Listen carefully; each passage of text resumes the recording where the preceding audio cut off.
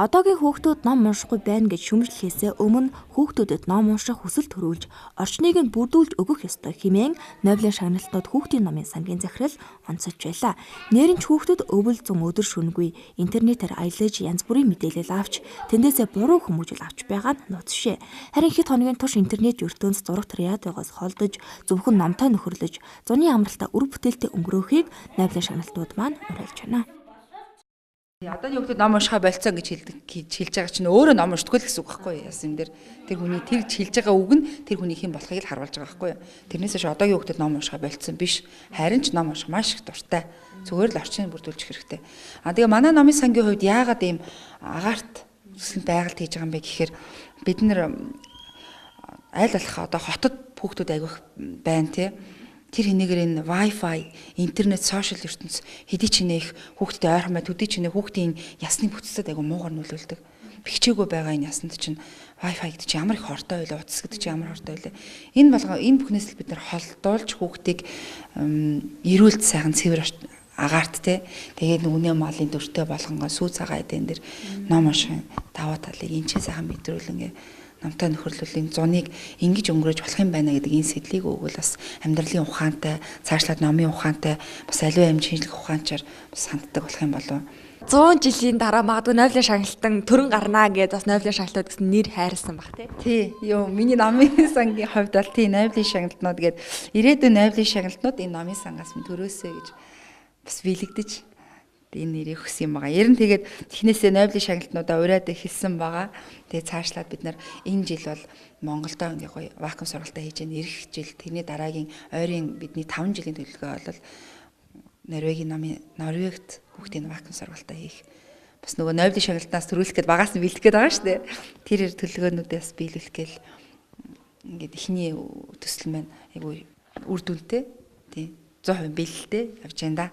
Хүүхдүүдээ айл болох агаар салхинд гаргаад амьдралын ухаан сургаад тэгээ айл болох хүүхдүүдээ сайхан хүүхдүүдтэйгээ цаг завыг өнгөрөөж байгаарай. Таавал хүүхдийнхаа ирээдүйн тасалжуулагч юм шүү, амьдралын тасалжуулагч.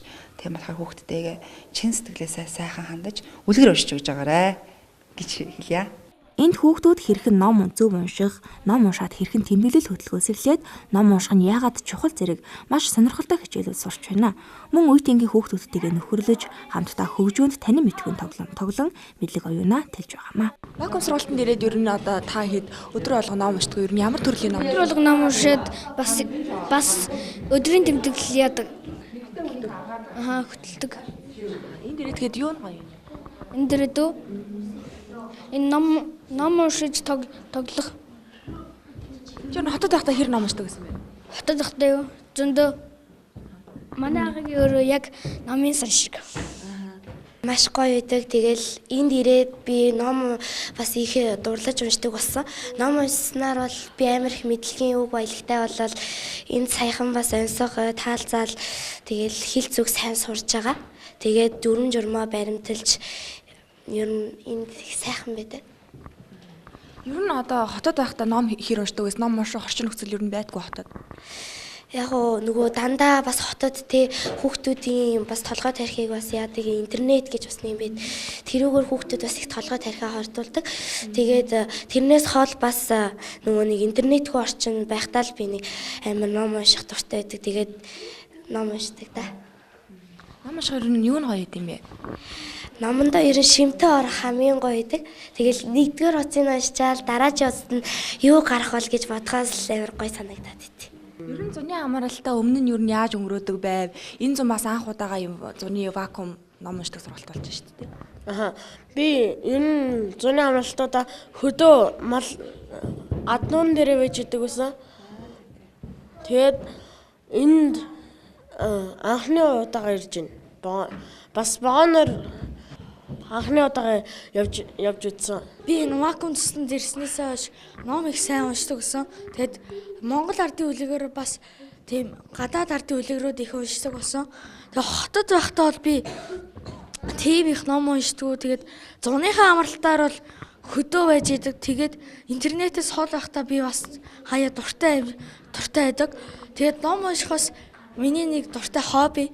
Тэгээд би ном уншихаа Одоо би тэнд ном унших дэвтэр дээр нэг 10 хэдэн ном уншсан байгаа. Тэгээд тэр 10 хэдэн номоо тэмдэглэчээ дараа нь одоо бидний явах хугацаа дуусч байгаа болохоор дараа жил би бас ирнэ гэж бодож байгаа.